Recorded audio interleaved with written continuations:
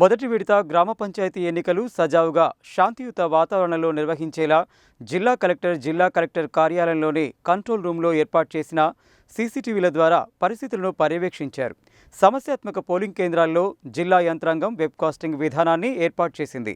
ముందే గుర్తించిన పోలింగ్ కేంద్రాలన్నింటిలో వెబ్కాస్టింగ్తో పాటు అవసరమైన చోట సూక్ష్మ పరిశీలకులను సైతం నియమించారు.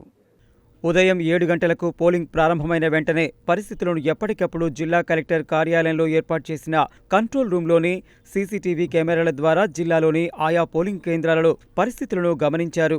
ఎందుకుగాను ఏర్పాటు చేసిన ప్రత్యేక బృందం ఎప్పటికప్పుడు వెబ్కాస్టింగ్ ద్వారా పోలింగ్ కేంద్రాలలో పరిస్థితులను పరిశీలిస్తూ జిల్లా కలెక్టర్కు గ్రామ పంచాయతీ ఎన్నికల జిల్లా సాధారణ పరిశీలకురాలు కొర్ర లక్ష్మికి తెలియజేశారు.